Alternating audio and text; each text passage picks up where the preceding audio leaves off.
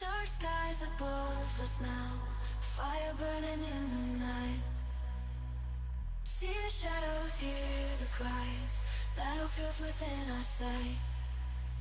War to break our hearts now. War to lift us from our pride. Lessons learned in shattered towns, life embraced on the other side. Dust and echoes, solid side. Dust and echoes, on the other side. Dust and echoes, silent screams, humble souls and broken dreams. Find the beauty in the split. Rise again, our hearts lay bare.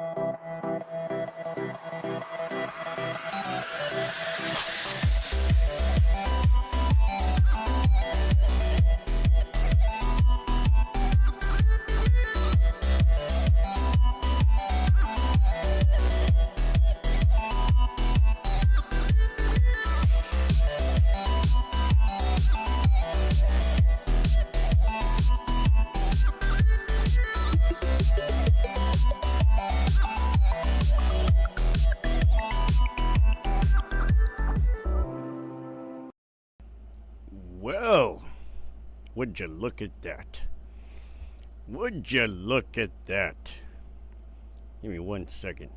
Let me figure this shit out here real quick, like. And then we'll get started with the Hindenburg disaster. The Hindenburg disaster.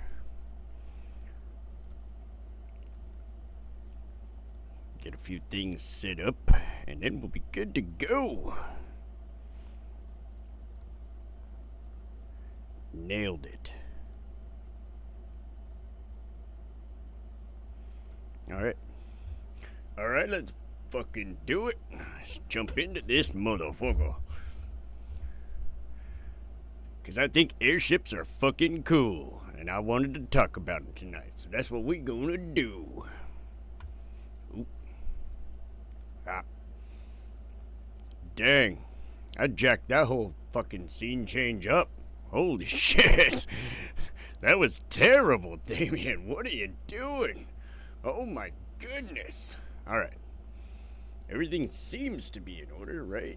Yeah, everything's good. Everything's working. Okay, just making sure. Holy fuck.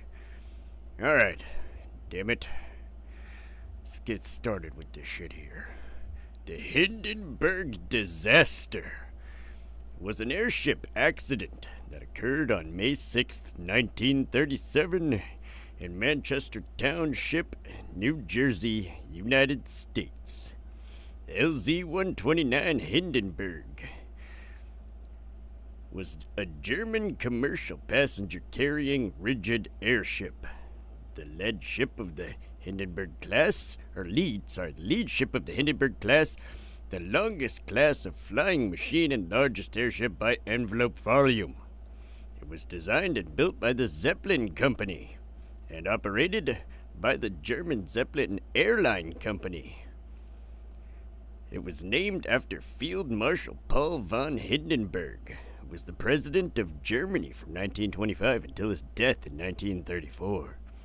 Filled with hydrogen, it caught fire and was destroyed during its attempt to dock with its mooring mast at Naval Air Station Lakehurst. The accident caused 35 fatalities, 13 passengers, 22 crewmen, along with 97 people on board. Among the 97 people on board, 36 passengers and 61 crewmen, and an additional fatality on the ground. Damn. 35 out of the 97 people perished that were on board. And then a single one on the ground. That's a bummer. The disaster was the subject of newsreel coverage, photographs, and Herbert Morrison's recorded radio eyewitness reports from the landing field, which were broadcast the next day. A variety of theories have been put forward for both the cause of the ignition and the initial fuel for the ensuing fire. The publicity shattered public confidence in the giant passenger-carrying rigid airship and marked the abrupt end of the airship era. Damn it. What a fucking magnificent era it was. I mean, look at that thing. Fucking awesome. I don't know, I think airships are cool.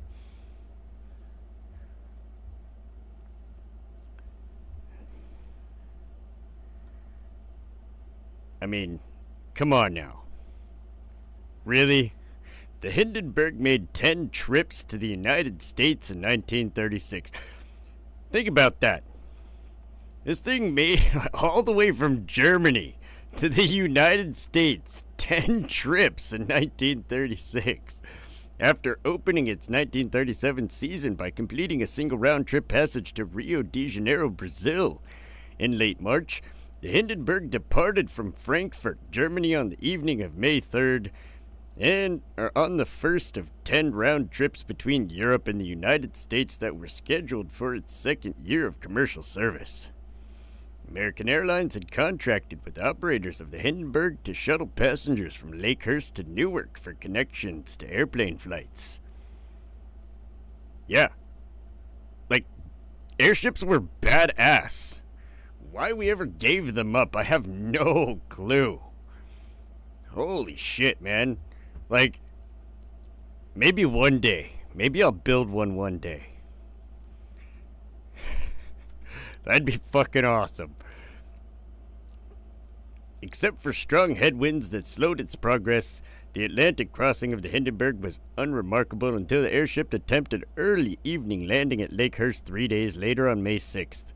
Although carrying only half its full capacity of passengers, 36 of the 70, and crewmen, 61 including 21 crewman trainees, during the accident flight, the Hindenburg was fully booked for its return flight. Many of the passengers with tickets to Germany were planning to attend the coronation of King George VI and Queen Elizabeth in London the following week.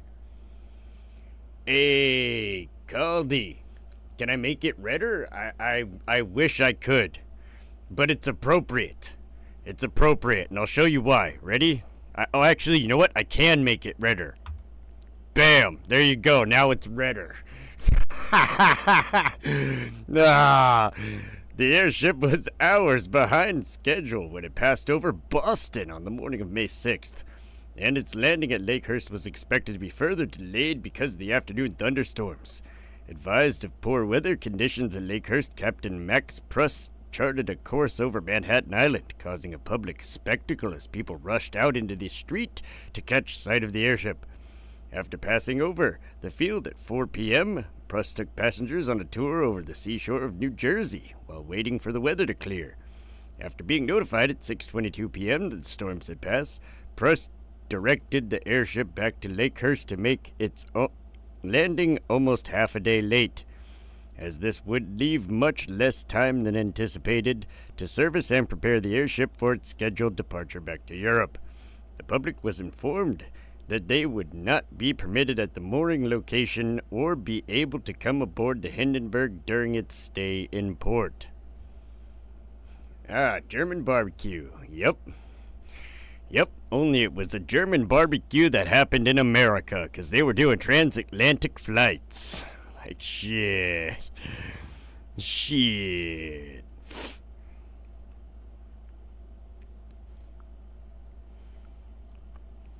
But yeah, Hindenburg. This is what it looked like on the inside.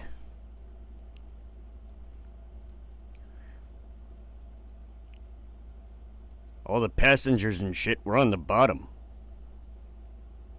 just hanging out. Like, it wasn't these little pods. It was actually inside the blimp itself, which I thought that was pretty boss design, but at the same time, like, shit, why'd you use flammable? I mean, they could have used helium, right? The same fucking thing, just not flammable. They didn't have to use hydrogen. Fucking derp. Looking a little red. You mad, bro? No, we're talking about the Hindenburg disaster. As Caldy put it, a German barbecue. Around 7 p.m. at an altitude of 650 feet, the Hindenburg made its final approach to Lakehurst Naval Air Station. This was supposed to be a high landing, known as flying moor, because the airship would drop its landing ropes, mooring cable at a high altitude, and then be winched down to the mooring mast. It was supposed to look a little something like this, you know, with everybody standing around. It's just kind of held down by these little wires and shit off in the front. And then there's a little, like, post over here that it's tied to and shit.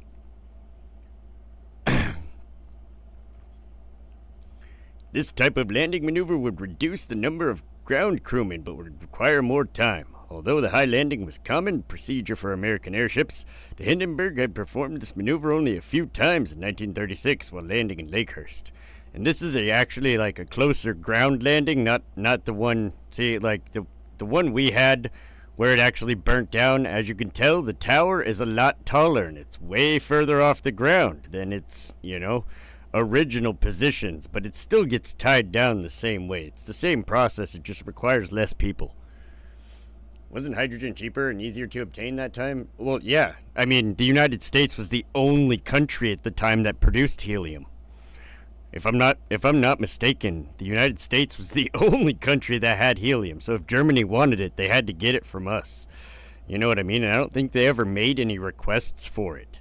Even though in the original, like, schematics for the design, helium was proposed as a, as a gaseous substance that should be lighter than air and used for, the airship.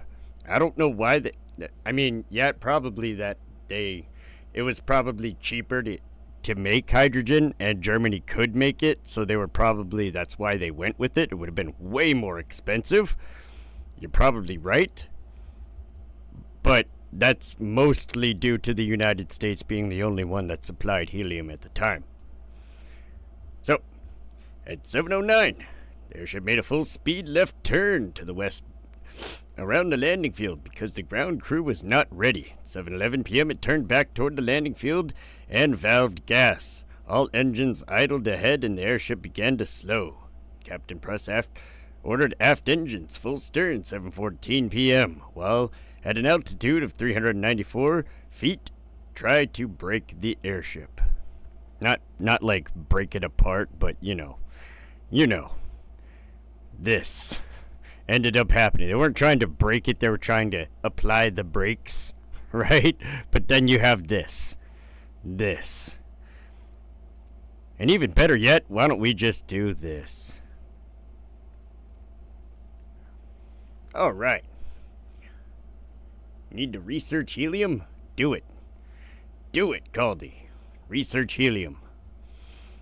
At around 7:17, the wind shifted direction from the east to the southeast, and Captain Pruss ordered a second sharp turn starboard, making an S-shaped flight path towards the mooring mast. At 7:18 p.m., as the final turn progressed, Pruss ordered 300, and 500 kilograms, or 660, and 1,100 pounds of water ballast in successive drops because the airship was stern heavy. The forward gas cells were also valved. As these measures failed to bring the ship in trim, 6 men, 3 of whom were killed in the accident, were then sent to the bow to trim the ship.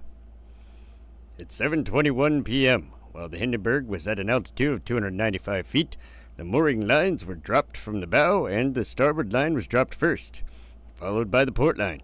The port line was over-tightened as it was connected to the post of the ground winch. The starboard line had still not been connected. A light rain began to fall as the ground crew grabbed the mooring lines. At 7:25 p.m., a few witnesses saw the fabric ahead of the upper fin flutter as if gas was leaking. Others reported seeing a dim blue flame, possibly static electricity or a St. Elmo's fire. Moments before the fire on top and in the back of the ship near the point where the flames first appeared, several other eyewitness testimony suggested the first flames appeared on the port side just ahead of the port fin and was followed by flames that burned on the top. Commander Rosendahl testified to the flames in front of the upper fin being mushroom-shaped. One eyewitness on the starboard side reported a fire beginning lower and behind the rudder on that side. On board, people heard a muffled detonation, and those in front of the ship felt a shock as the port trail rope over-tightened, and the officers in control car initially thought the shock was caused by a broken rope. As we now know, that's not what happened. Wait, so helium is a derivative of uranium and we huff it for comedy? We're doomed! I'm fucking telling you, dude! Oh my god. At 7:25 p.m. local time, the Hindenburg caught fire and quickly became engulfed in flames. Eyewitness statements.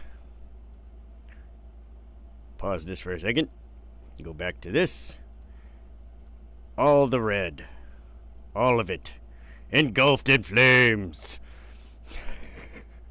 Eyewitness statements disagree as to where the fire initially broke out.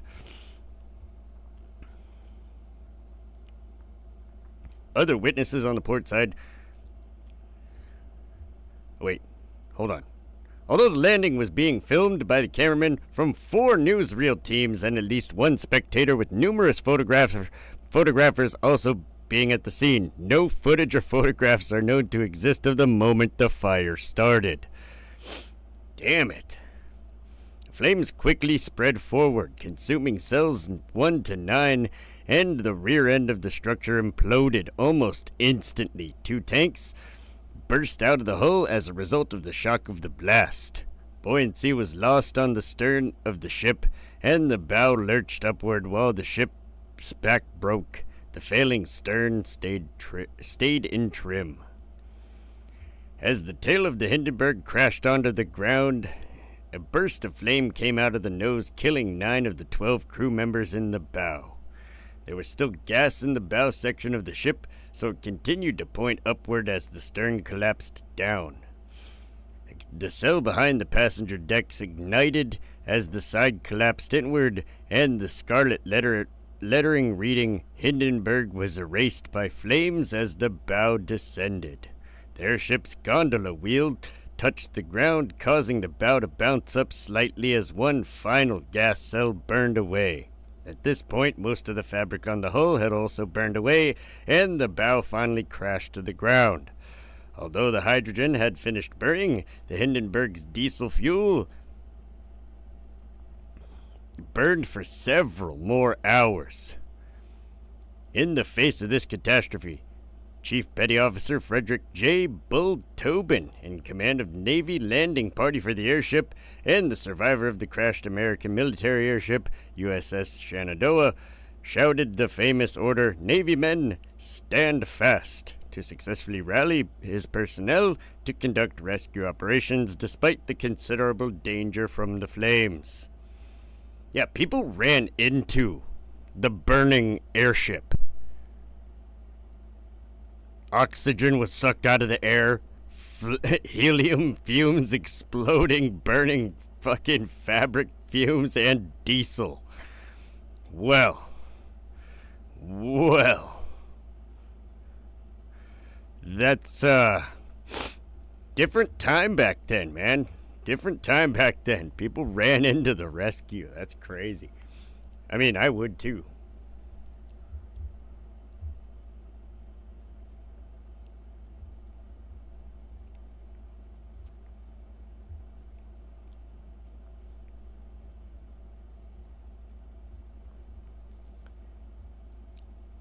The time it took from the first signs of disaster of the bow crashing on the ground is reported as 32, 34, or 37 seconds. Since none of the newsreel cameras were filming the airship when it first started fire, the time of the start can only be estimated from various eyewitnesses' accounts and the duration of the longest footage of the crash. One analysis by NASA's Addison Bain gives the flame front spread rate across the fabric skin as about 49 feet, 15 meters a second, at some point during the crash, which would have resulted in a total destruction time of about 16 seconds. Crazy. Some of the duralumin framework of the airship was salvaged and shipped back to Germany, where it was recycled and used in the construction of military aircraft for the Luftwaffe. Ah, damn. As were the frames of the LZ-127 Graf Zeppelin and the LZ-130 Graf Zeppelin II, when both were scrapped in 1940. Yeah, scrapping of the airships.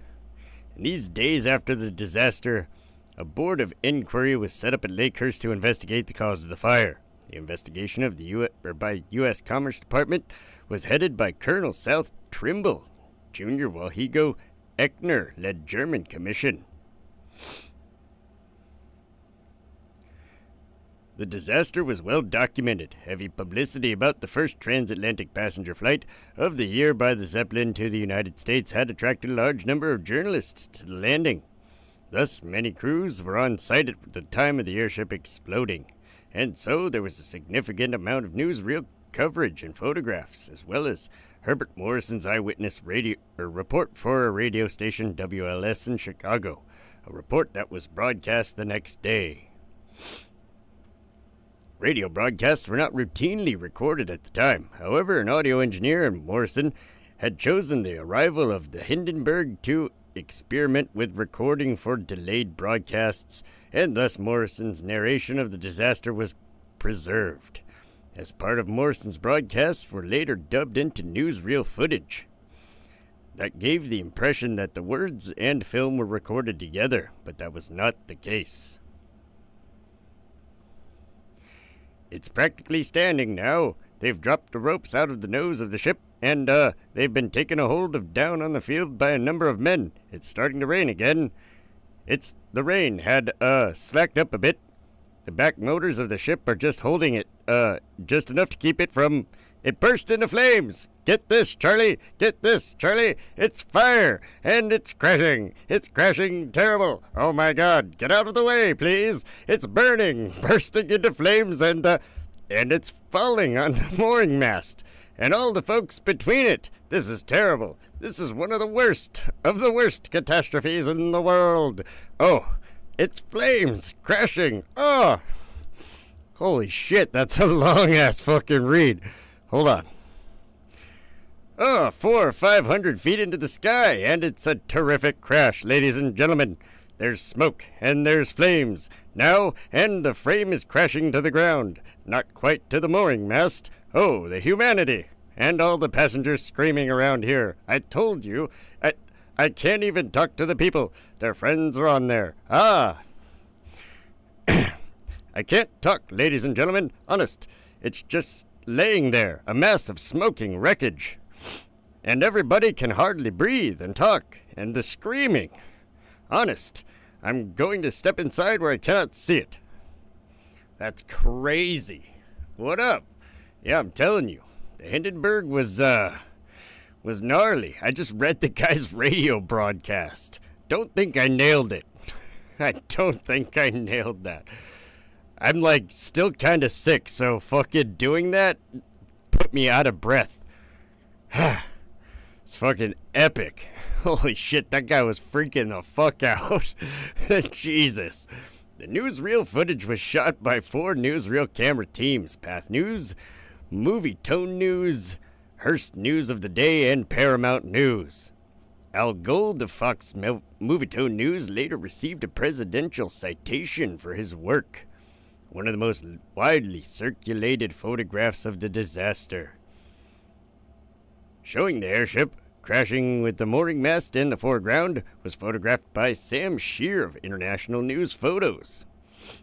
When the fire started, he did not have time to put the camera up to his eye and shot the photo from his hip. That would be this photo. Oh, wait, no. No, it's not.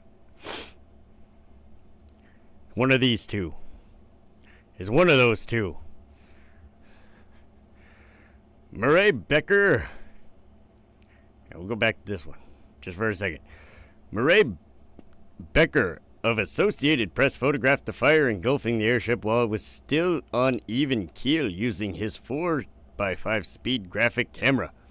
His next photograph shows the flames bursting out of the nose as the bow telescoped toward upwards. In addition to professional photographers, spectators also photographed the crash. They were stationed in the spectators area near hangar number 1 and had a side rear view of the airship. Customs broker Arthur Coffer Jr. and 16-year-old Fu Chu. Fu Chu. Awesome. Both had Leica cameras with high-speed film, allowing them to take larger number of photographs than the press photographers. 9 of Coffin's photographs were printed in Life magazine, while Chu's photographs were shown in the New York Daily News. Wild. The newsreels and photographs, along with Morrison's passionate reporting, shattered public industry faith in airships and marked the end of the giant passenger-carrying airships. Although contributing to the downfall of Zeppelins was the arrival of the international passenger air travel Pan American Airlines. Heavier-than-air aircraft regularly crossed the Atlantic and Pacific much faster than the 130-kilometer or 80-mile-an-hour speed of the Hindenburg. And one advantage that the Hindenburg had over such aircraft was the comfort it afforded to the passengers. In contrast to the media coverage in the United States, media coverage of the disaster in Germany was more subdued. Although photographs of the disaster were published in newspapers, the newsreel footage was not released until after World War II. German victims were memorialized in a similar manner to fallen war heroes, and grassroots movements to fund Zeppelin construction were expressly forbidden by the Nazi government. There had been a series of other airship accidents prior to the Hindenburg fire. Many were caused by bad weather. The Graf Zeppelin had flown safely for more than 1.6 million kilometers, or 1 million miles, including the first circumnavigation of the globe by an airship. The Zeppelin Company promotions had prominently featured the fact that no passenger had been injured on any of its ships. Yeah. The Graf Zeppelin flew around the planet. God, airships were so badass. We need to go back to the airship days. Man, missed opportunity. I mean, come on. Think about it. We have sea ship battles. Could you imagine an airship battle? Oh, man. That'd be awesome. Be fucking awesome. I'm not gonna lie. There were a total of 35 deaths out of 97 people on the airship, including 13 of the 36 passengers and 22 of the 61 crew.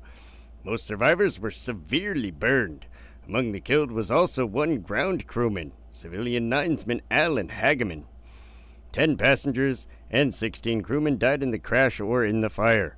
The majority of the victims were burned to death, while the others died jumping from the airship at an excessive height, or as a consequence of either smoke inhalation or falling debris. 6 other crew members, 3 passengers, and Alan Hagman died in the following hours or days, mostly as a result of the burns. The majority of the crewmen who died were up inside the airship's hull, where they either did not have a clear escape route or were close to the bow of the ship, which hung burning in the air for too long for most of them to escape death. Most of the crew in the bow died in the fire, although at least one was filming falling from the bow to his death. Wow! Most passengers who died were trapped in the starboard side of the passenger deck.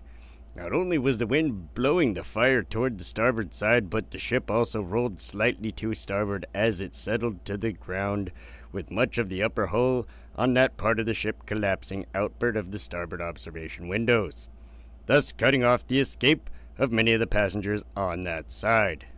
Damn.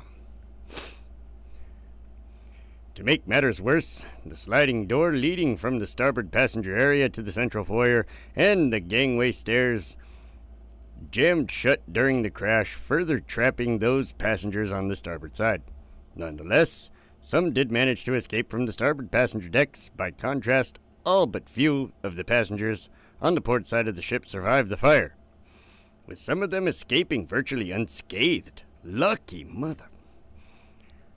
Although the best remembered airship disaster, it was not the worst. Just over twice as many, 73 of the 76 aboard, had perished when the helium-filled U.S. Navy scout ship USS Akron crashed at sea off the New Jersey coast 4 years earlier on April 4th, 1933. Yeah, I can go over that one. I don't know if that one burned down. I think they crashed into the ocean and they all drowned. I think that's what happened, if I'm not mistaken. Could be wrong. Don't quote me on that. Do not quote me on that. Werner Franz, the 14-year-old cabin boy, was initially dazed on realizing the ship was on fire, but when the water tank above him burst open, putting out the fire around him, he was spurred to action. Somebody was looking out for you, Werner Franz. Holy shit. The 14-year-old cabin boy was initially dazed on realizing the ship was on fire, but a water tank burst above him, putting the fire out around him. Yeah, somebody was looking out for you, buddy. Holy shit. He made his way nearby hatch and dropped through it, just as the forward part of the ship was briefly rebounding into the air. He began to run toward the starboard side, but stopped and turned around and ran the other way because wind was pushing the flames in that direction. He escaped without injury and was the last surviving crew member when he died in 2014. Whoa! Dude, either that kid is a legend, or somebody was looking out for that kid. Damn. The last survivor, Werner G. Donor, died November 8th, 2019. At the time of the disaster, Donor was 8 years old and vacationing with family. He recalled later that his mother threw him and his brother out of the airship and jumped after them. They survived, but Donor's father and sister were killed. Dang. Could you imagine your mom just throwing you out of a burning airship when you were 8 years old? What the fuck? When the control car crashed to the ground, most of the officers leapt through the windows but became separated. The first officer, Captain Albert Sampt, found Captain Max Pruss trying to re-enter the wreckage to look for survivors. The legend. Pruss's face was badly burned, and he required months of hospitalization and reconstructive surgery, but he survived. Yeah, well, he's a legend. He ran back to see if there were any survivors. Captain Ernst Lehmann escaped with the crash with burns to his head and arms and severe burns across most of his back. He died at a nearby hospital the next day. That's what you get for not going back, Captain. When passenger Joseph Spa at Vaudeville comic acrobat billed as Ben Dova, Ben Dova, that's fucking hilarious, saw the first sign of trouble, he smashed the window with his movie camera with which he had been filming the landing. As the ship neared the ground, he lowered himself out of the window and hung onto the window ledge, letting go when the airship was perhaps 20 feet above the ground. His acrobat's instincts kicked in, and Spa kept his feet under him and attempted to do a safety roll when he landed. The parkour legend, let's go! Oh my god! Dude, yes! Parkour saved this man's life, buddy! Let's fucking go! Oh my god! If you ever need an argument for why to learn parkour, there it is. It could save you from the Hindenburg disaster, quite literally. Oh my god. Yes.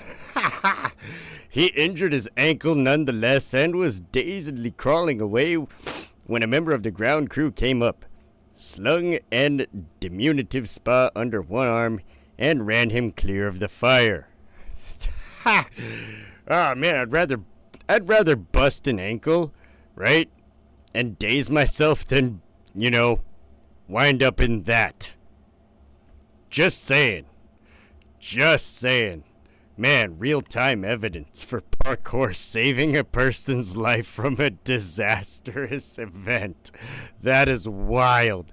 Of the 12 crewmen in the bow of the airship, only 3 survived. 4 of these 12 men were standing on the mooring shelf, a platform up the very top of the bow, which the forwardmost landing ropes and the steel mooring cable were released to the ground, and which was directly at the forward end of the axial walkway and just ahead of gas cell number 16.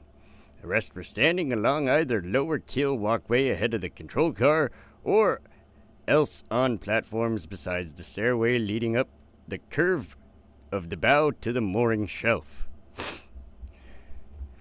During the fire, the bow hung in the air at roughly 45-degree angle, and the flames shot forward through the axial walkway, bursting through the bow like a blowtorch. The 3 men from the forward section who survived, elevatorman Kurt Bauer, cook Alfred Grosinger, and electrician Joseph Liebrecht, were those furthest aft of the bow, and 2 of them, Bauer and Grosinger, happened to be standing near 2 large triangular air vents through which air cool was being drawn by the fire. Dang. Neither of those men sustained more than superficial burns. Most of the men standing along the bow stairway either fell aft into the fire or tried to leap from the ship when it was still too high in the air.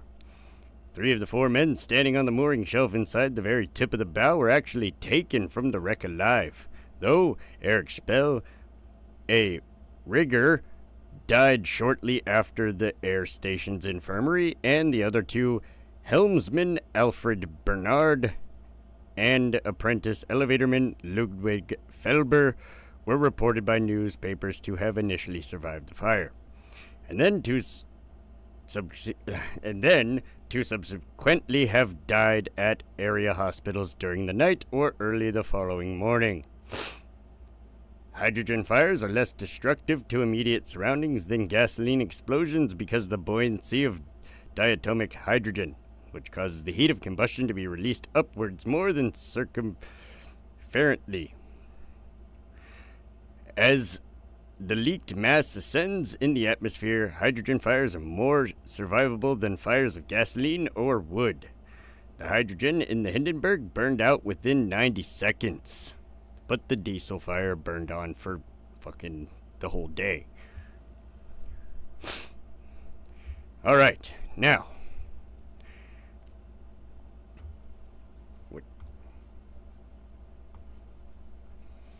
Give me 1 second.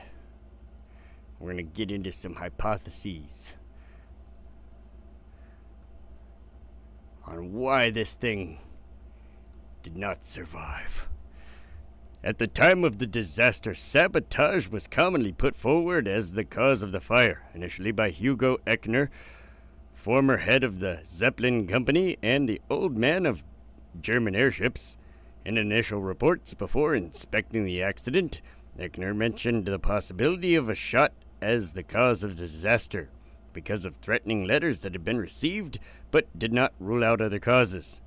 Echner later publicly endorsed the static spark hypothesis, including after the war.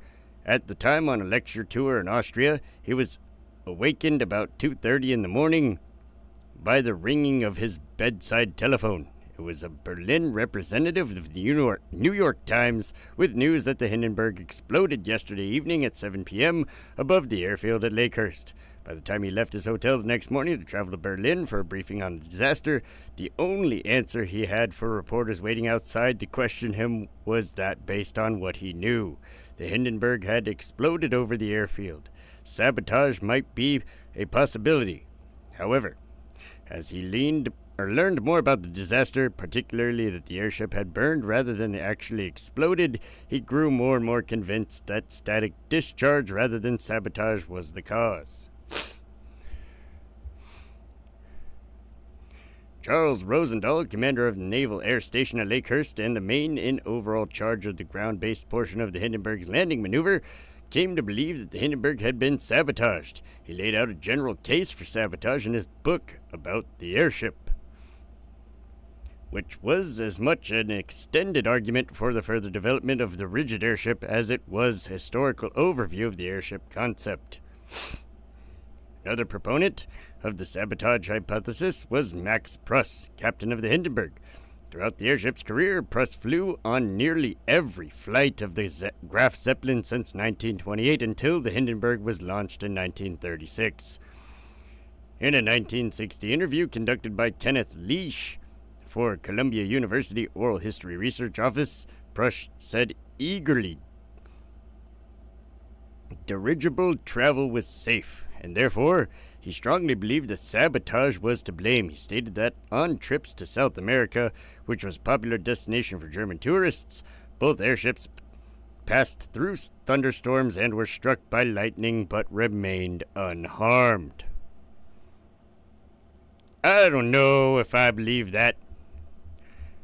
I don't know. I mean, maybe.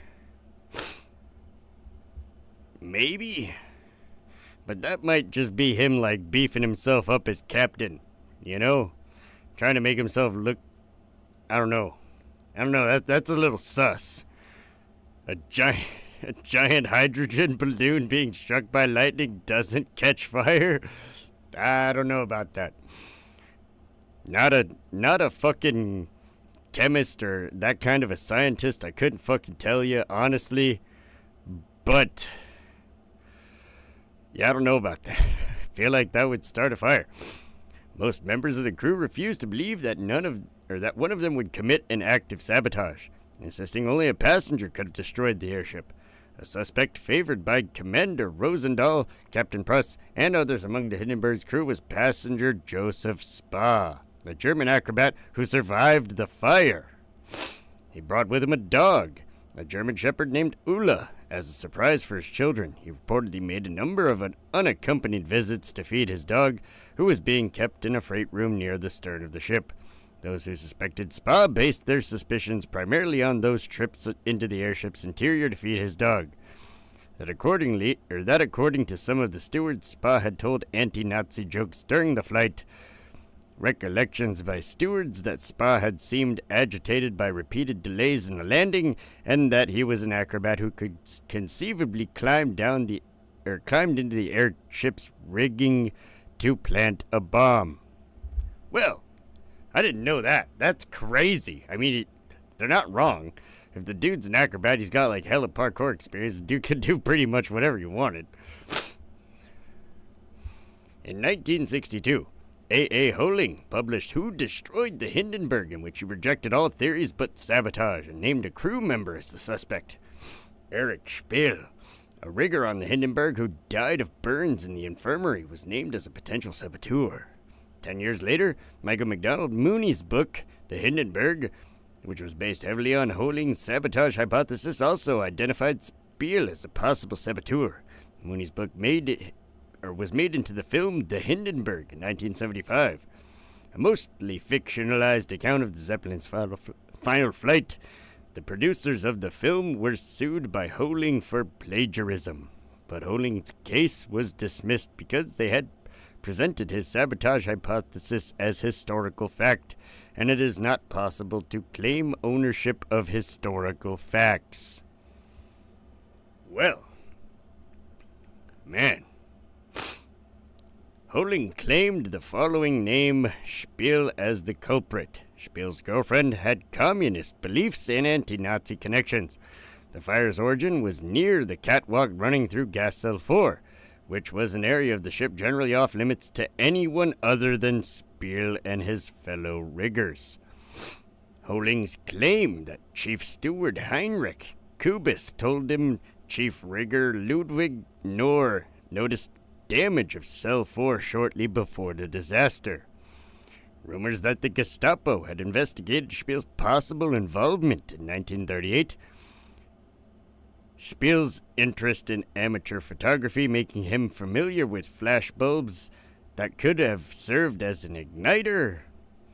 The discovery by representatives of New York Police Department bomb squad of a substance that was later determined likely to be the insoluble residue from the depolarizing element of a small, dry battery. Holing postulated that the dry cell battery could have powered a flash bulb in an incendiary device.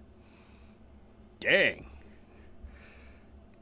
The discovery by the FBI agents of yellow substance on the valve cap of the airship between cells 4 and 5 where the fire was first reported, although initially suspected to be sulfur, which can ignite hydrogen, it was later determined that the residue was actually from a fire extinguisher.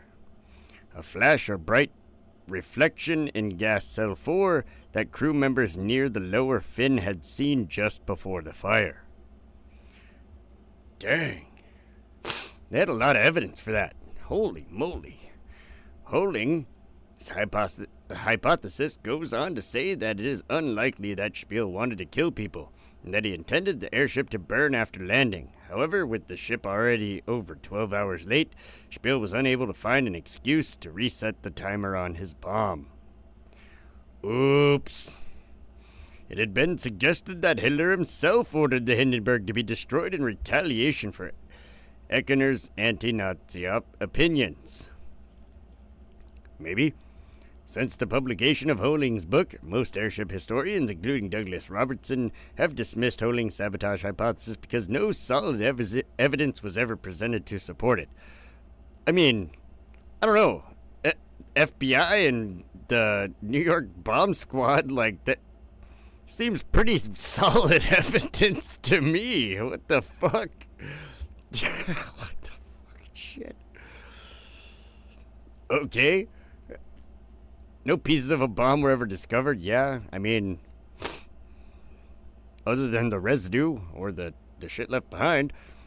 and there's no evidence in existing documentation that sample collected from the wreckage and determined to be residue from the dry cell battery was found anywhere near the stern of the ship. And on closer examination, the evidence against Spiel and his girlfriend turned out to be rather weak. Aw, bummer. I wanted it to be sabotage so bad. I'm just kidding. I'm kidding. That's a joke.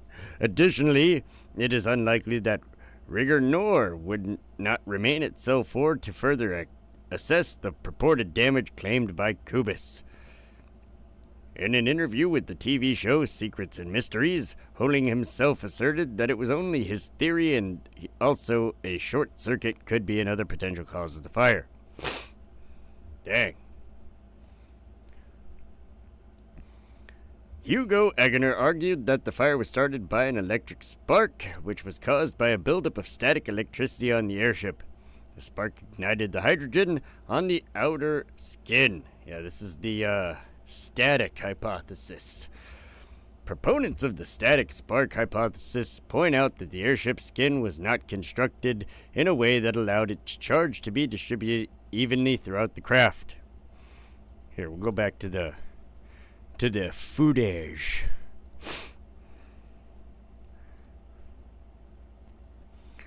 Alright, where's that? The skin separated from the duralumin frame by non-conductive Remy cords which had been lightly covered in metal to improve conductivity but not very effective, allowing a large difference in potential to form between the skin and the frame. In order to make up for the delay of more than 12 hours in his transatlantic flight, the Hindenburg passed through a weather front of high humidity and electrical charge. Although the mooring lines were not wet within the first hit to the ground, an ignition took place 4 minutes after. Ekener theorized that they may have become wet in those 4 minutes. When the ropes, which were connected to the frame, became wet, they would have grounded the frame but not the skin. This would have caused a sudden potential difference between the skin and the frame and would have set off an electrical discharge. Seeking the quickest way to the ground, the spark would have jumped from the skin onto the metal framework, igniting the leaking oxygen. Nailed it.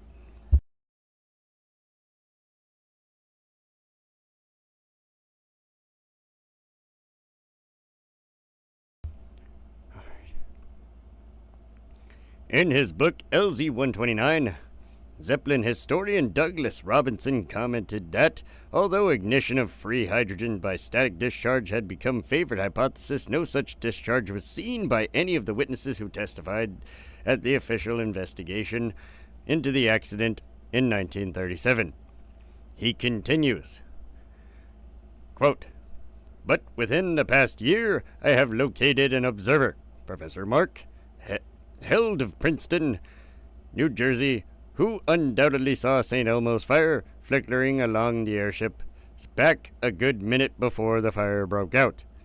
Standing outside the main gate to the Naval Air Station, he watched together with his wife and son. As the Zeppelin approached the mast and dropped her bow lines, a minute thereafter, by Mr. Held's estimation, he first noticed a dim blue flame flickering along the backbone girder about 1/4 the length abaft the bow to the tail. There was time for him to remark to his wife, 'Oh heavens, the thing is afire,' for her to reply, 'Where?' and for him to answer, 'Up along the top ridge,' before there was a big burst of flaming hydrogen from a point he estimated to be about 1/3 of the ship's length from the stern. I tried to do that as 1930s as humanly possible. Holy shit. That was hard. Unlike other witnesses to the fire, whose view of the port side of the ship had the light of the setting sun behind the ship, Professor Hild's view of the starboard side of the ship, against the backdrop of darkening eastern sky, would have made the dim blue light of a static discharge on the top of the ship more easily visible. Harold G. was the Goodyear Zeppelin's representative with the Luftschiffbau Zeppelin during the mid-1930s. He flew on test flights of the Hindenburg and its sister ship, the Graf Zeppelin II. He also flew on numerous flights in the original Graf Zeppelin and 10 round-trip crossings of the North and South Atlantic in the Hindenburg. In his book, the golden age of great passenger airships, Graf Zeppelin and Hindenburg, he observes, there are two items not in common knowledge. When the outer cover of the LZ-130 was to be applied, the lacing cord was pre-stretched and run through the dope as before. The dope for the LZ-130 contained graphite to make it conductive. This would hardly have been necessary if the static discharge hypothesis were mere cover-up. The use of graphite dope was publicized, and I doubt if it was widely known at the Luftschiffbau Zeppelin. In addition to Dick's observations, during the Graf Zeppelin II's early test flights, measurements were taken of the airship's static charge. Ludwig Durr and the other engineers at Luftschiffbau Zeppelin took the static discharge hypothesis seriously and conducted the insulation of the fabric from the frame to be a design flaw in the Hindenburg. Thus, the German inquiry concluded that the insulation of the outer covering caused the spark to jump onto a nearby piece of metal, thereby igniting the hydrogen. In lab experiments using Hindenburg's outer covering and static ignition, hydrogen was able to be ignited with the covering of the LZ-127 Graf Zeppelin. Nothing happened.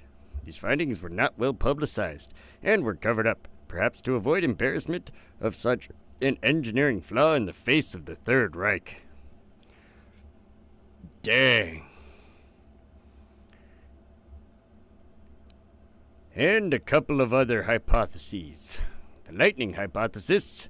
A.J. Dessler, former dictator of NASA's Space Science Laboratory at NASA's Marshall Space Flight Center and critic of the incendiary paint hypothesis, favors a much simpler explanation for the configuration. Lightning. Like many other aircraft, the Hindenburg had been struck by lightning several times in its years of operation. This does not normally ignite a fire in hydrogen-filled airships. Due to a lack of oxygen. Understandable.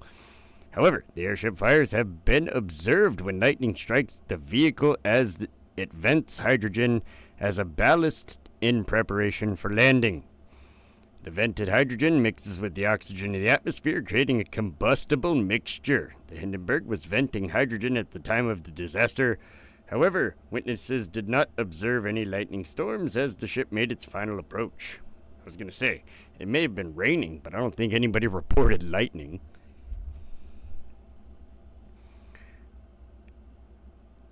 Engine failure. On the 70th anniversary of the accident, the Philadelphia Inquirer carried an article with yet another hypothesis. Based on an interview of the ground crew, Robert Buchanan, he had been a young man on the crew manning the mooring lines. As the airship was approaching the mooring mast, he noted that one of the engines, thrown into reverse for a hard turn, backfired, and a shower of sparks was emitted. After being interviewed by Addison Bain, Buchanan believed that the airship's outer skin was ignited by the engine sparks. Another ground crewman, Robert Shaw, saw a blue ring behind the tail fin and had also seen sparks coming out of the engine. Shaw believed the blue ring he saw was leaking hydrogen, which was ignited by the engine sparks. Dang. That's crazy. Eckener rejected the idea of hydrogen could have been ignited by an engine backfire, postulating that hydrogen could not have been ignited by any exhaust because the temperature is too low to ignite the hydrogen. The ignition temperature for hydrogen is 500 degrees Celsius, or 932 degrees Fahrenheit, but sparks from the exhaust only reach about 250 Celsius, or 482 Fahrenheit. The Zeppelin Company also carried out extensive tests, and hydrogen had never ignited. Additionally, the fire was first seen at the top of the airship, not near the hull. Huh. Well, all right then. All right. Finishing this up.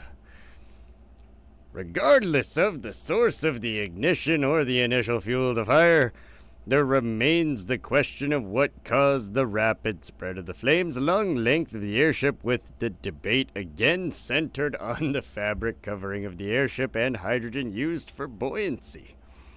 Well, yeah, I would go ahead and guess that fabric is probably a good reason that it spread pretty quick. Fabric burns pretty fast. Shit. Proponents of both, especially if it was like I don't know what kind of fabric it was. I'm not even going to speculate. I'll just read it. Proponents of both the incendiary paint hypothesis and hydrogen hypothesis agree that the fabric coatings were probably responsible for the rapid spread of the fire. The combustion of hydrogen is not usually visible to the human eye in daylight because most of its radiation is not visible portion of the spectrum but rather ultraviolet. However, black and white photographic film of the era had a different light sensitivity spectrum than the human eye and was sensitive further out into the infrared and ultraviolet regions than the human eye. While hydrogen tends to burn invisibly, the materials around it, if combustible, would change the color of the fire. The motion picture films show the fire spreading downward along the skin of the airship, while the fires generally tend to burn upward, especially including hydrogen fires. The enormous radiant heat from the blaze would have quickly spread the fire over the entire surface of the airship, thus apparently expanding the downward propagation of the flames. Falling burning debris would have also appeared as downward streaks of fire. Those skeptical of this incendiary paint hypothesis cite recent technical papers which claim that even if the airship had been coated with actual rocket fuel, it would have taken many hours to burn, not the 32 to 37 seconds that it actually took. Modern experiments that recreate the fabric and coating materials in the Hindenburg seem to discredit the incendiary fabric hypothesis. They conclude that it would have taken about 40 hours for the Hindenburg to burn if the fire had been driven by combustible fabric. Two additional scientific papers also strongly reject the fabric hypothesis. However, the Mythbusters Hindenburg specials seem to indicate that while hydrogen was the dominant driving force for the burning fabric, fabric doping was significant with differences in how each burned visible in the original footage. Most conclusive proof against the fabric hypothesis is in the photograph of the actual incident, as well as the many airships which were not doped with aluminum powder and still exploded violently. When a single gas cell explodes, it creates a shock wave and heat. The shock wave tends to rip nearby bags which then explode themselves. In the case of the Alhorn disaster on January 5th, 1918, explosions of airships in one hangar caused the explosion of others in 3 adjoining hangars, wiping out all 5 Zeppelins at the base. Dang. The photos of the Hindenburg disaster clearly show that after the cells in the aft section of the fire exploded and the combustion products were vented out the top of the airship, the fabric on the rear section was still largely intact, and the air pressure from the outside was acting upon it, caving the sides of the airship inward due to the reduction of pressure caused by the venting of combustion gases out the top. The loss of lift at the rear caused the airship to nose up suddenly and back to break in half. The airship was still in one piece at the time. The primary mode for the fire to spread was along the axial gangway, which acted as a chimney conducting the fire, which burst out the nose. As a result, the airship's tail touched the ground, and as seen in one of the most famous pictures of the disaster. And that concludes the episode on the Hindenburg. So, as you can see, nose is pitching up, back is on fire, right? We have another photo of that. Nose pitching up, back on fire, breaking in half, falling to the ground. Now, obviously, the more this pitches up, the more the fire is going to want to go this way, right? Because it wants to go up. That's basically what that last paragraph was explaining. But yes, that completes the Hindenburg, and thusly, tonight's episode of Aviation Prattle. Holy shit. That was a lot of reading for me with my fucking out of breath ass because I'm still kind of sick. Fucking over it. I'm over it. Just just want it to end, damn it. It is what it is. It'll end eventually. But I am gonna go ahead and head out. Head out of here. I appreciate everybody that came in with the likes. You guys are fucking awesome. Everybody that participates in the chat. You guys are fucking amazing. Don't let anybody ever tell you you're not. That being said, I hope all of you out there in the world enjoy your time. No matter what time it is, morning, afternoon, evening, or night. Whatever time it is in the world, because it could be limited. You never know.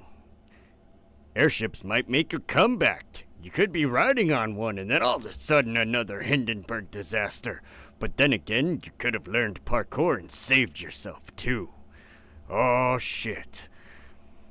So, make use of your time, enjoy your time, do some parkour, and have a wonderful night. I will see y'all next time. As for me, my time is up.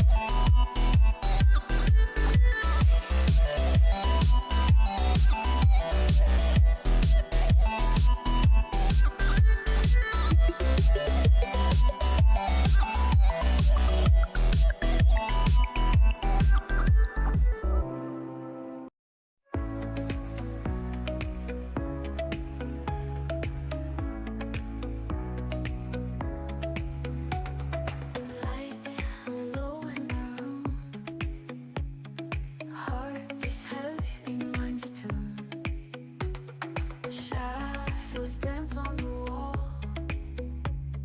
Feel so small, feel so small. Sad night alone. No one's picking up the phone. Sad night alone. Just me and my echo's tone. Clock ticks loud in the dark. Dreams have left no spark. Wishing on every star.